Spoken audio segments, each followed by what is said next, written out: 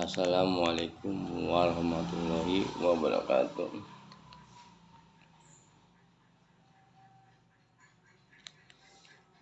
Alhamdulillah, alhamdulillahirabbil alamin. Wassalatu wassalamu ala asyrofil anbiya'i wa ala alihi washabihi ajmain. Saudara-saudara kaum muslimin di mana saja berada,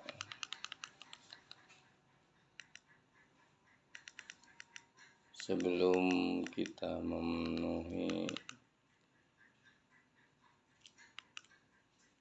dan sebelum kita mengetahui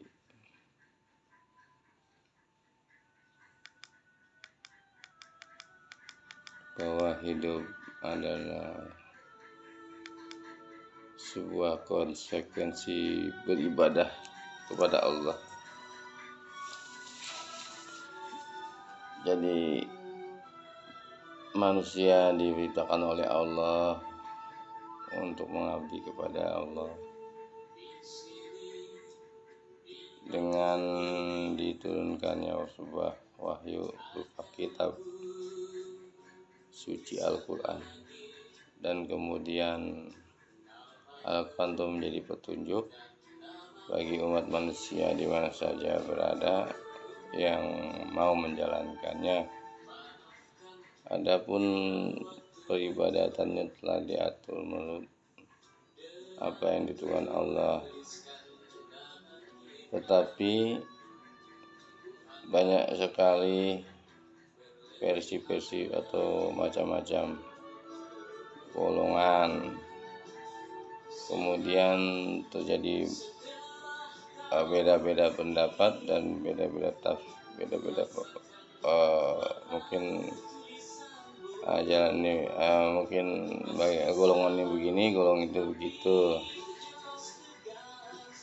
Saudara-saudara kaum muslimin di mana saja berada, kita tidak perlu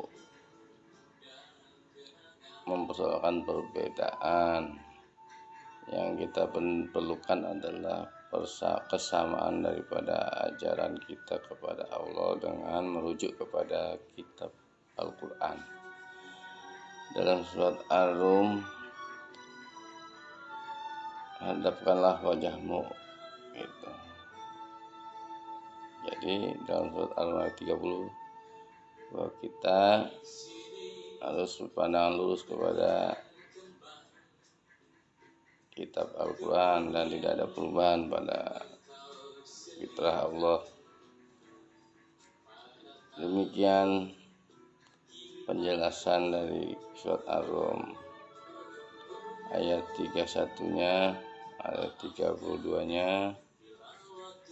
Janganlah kamu termasuk orang yang mempersekutukan Allah, yaitu orang yang memecah belah agama mereka menjadi beberapa golongan, gitu. Maka mari kita kembali kepada kitab suci Al-Quran sebagai center dan sunnahnya sebagai metodik cara bagaimana Nabi Muhammad dulu memperjuangkan Islam. Cara memperjuangkan Islam itu begini. Jadi memang pada masa Nabi Muhammad SAW itu beliau itu mendapat wahyu pertama Iqra, baca. Makna dari baca itu kan luas, kita baca saja, tapi ada makna-makna yang terkandung dan tersirat dan surat, gitu. Secara garis besarnya, Bismi rabbikal ladzi khalaq. Bismi, bi dengan isme, paham ya? Gitu. Robmu yang telah menciptakan, gitu. Maka di samping kita mempelajari ilmu, belajar dan diperintahkan untuk membaca diri juga, membaca alam juga, membaca dan sebagainya. Namun dari itu perintah-perintah itu terus disampaikan kepada sahabat-sahabat, saudara-saudara, sahabat-sahabat, dan sahabat-sahabat menyampaikan kepada sahabat-sahabat, teman menyampaikan kepada teman, hingga menjadi suatu komunitas. Karena dari satu orang menjadi banyak orang yang mengikutinya, ya. Dan berbai'ah, kalau dalam Al-Quran itu mubai'ah. Setelah mubai'ah kan kita ada konsekuensi beribadah kepada Allah dan paham gitu. Nah, proses Nabi Muhammad SAW adalah mempersiapkan, membuat suatu kabilah begitu ya, dan mengkoordinir gitu, dan mencatat, mengikat agar menjadi suatu kumpulan manusia, umat yang berjuang bersama-sama, berjamaah dengan diri dan harta. Kemudian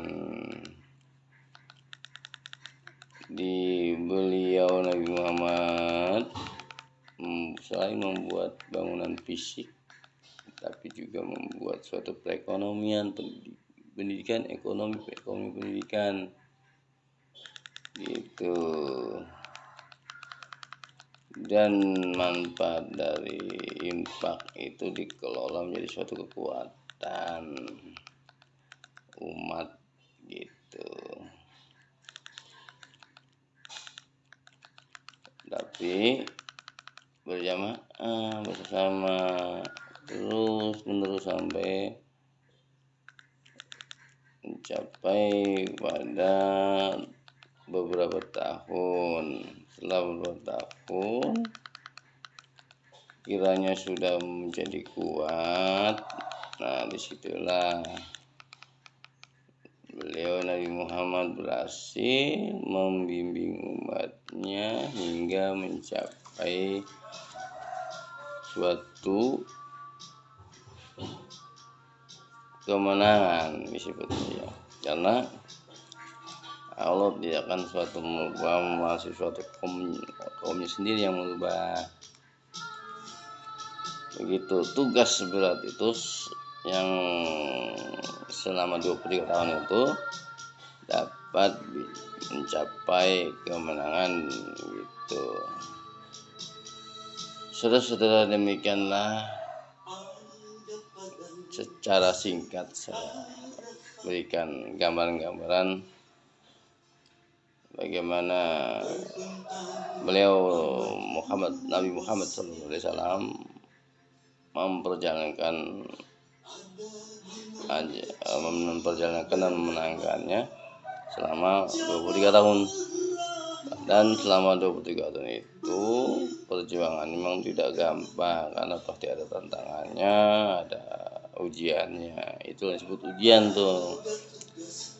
Ujian tuh seperti itu yang kita perjuangkan, dan kita mengeluarkan harta pasti ada perjuangan, kekurangan harta. Wajar karena kita berjuang gitu.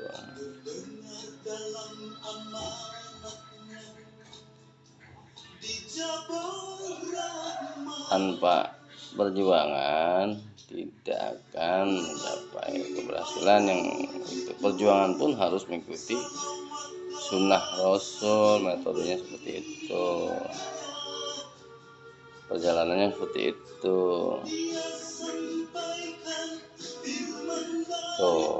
Jadi yang disampaikan itu adalah yang firman dari Tuhan yang benar-benar menuju titik cita-cita gitu. Dan supaya paham para jemaah bahwa setiap jemaah mempunyai kewajiban, dan kewajiban itu harus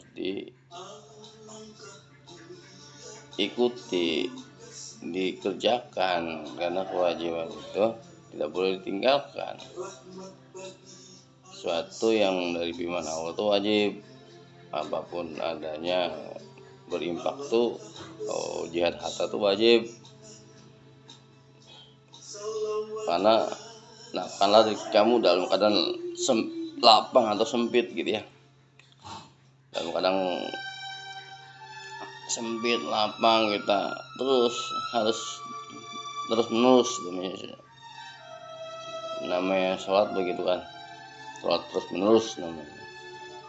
Jadi suatu aktivitas, jadi ada ritual, ada aktual, karena kita telah berjanji kepada Allah, sesungguhnya sholatku, ibadahku, hidupku, matiku, dan Allah telah memberi suatu warning, am hasabtum an tadul jannah, apakah kira kamu akan masuk surga sedangkan belum datang kepadamu cobaan-cobaan orang-orang seperti dahulu, ditimpa kesabaran Pak. Itu saudara ya, jangan, Islam tuh tidak, kalau kita hanya mendengar ceramah setelah itu bubar, mendengar ceramah setelah itu bubar, bagaimana nanti seterusnya? Karena Islam tuh berdiri sendiri.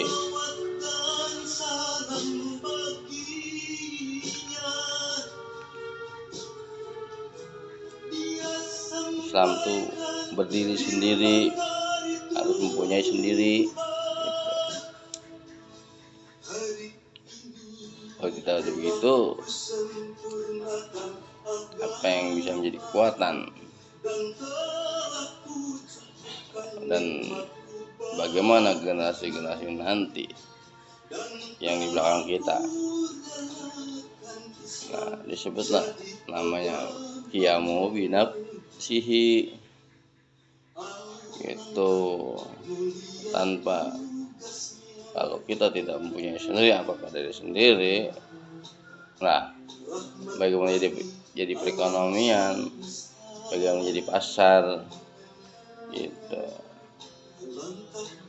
dari sumber pangan dan segala macam kita harus punya sendiri.